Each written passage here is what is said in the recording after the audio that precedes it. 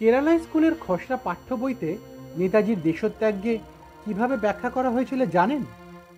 সেখানে বলা হয়েছে নেতাজি নাকি ব্রিটিশদের ভয়ে দেশ ছেড়ে পালিয়েছিলেন। ভাবুন কাণ্ডটা। নেতাজির এই অপমানে শুধু বাঙালি জাতি নয়, দেশ জুড়ে উঠেছিল প্রতিবাদের ঝড়।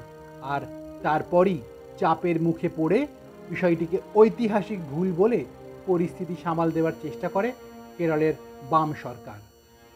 নমস্কার, আমি দেবরাজ, আর আমাদের নিম্বু পানি চ্যানেলে আপনাদের সকলকে স্বাগত জানাচ্ছি। এবার বলি ঠিক কি হয়েছিল।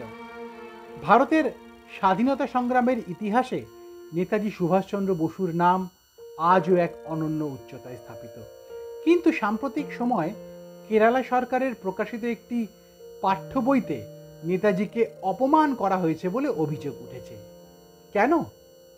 স্কুলের পাঠ্য বইতে, মানে স্কুলের খসড়া পাঠ্য বইতে দাবি করা হয়েছে যে নেতাজি নাকি ব্রিটিশদের ভয়ে জার্মানিতে পালিয়ে গিয়েছিলেন।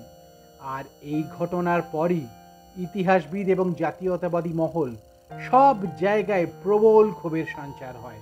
অভিযোগ করা হয় এই কাজ নাকি ইচ্ছাকৃতভাবে করা হয়েছে, কারণ কমিউনিস্টদের সঙ্গে নেতাজির একটা আদর্শগত দ্বন্দ্ব ছিল।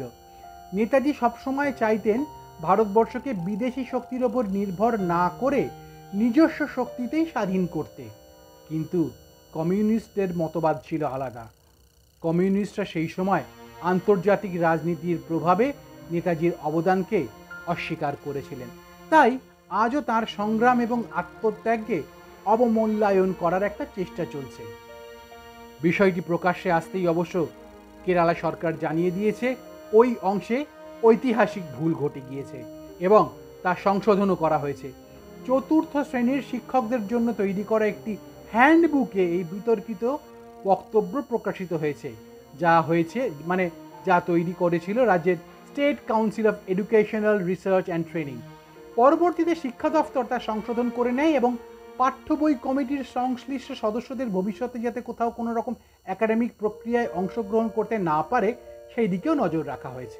রাজনীতি হোক বা বিনোদন, দেশ দুনিয়ার বিভিন্ন খবর জানতে চোখ রাখুন নিম্বু পানি চ্যানেলে, আর করুন লাইক, শেয়ার অ্যান্ড সাবস্ক্রাইব।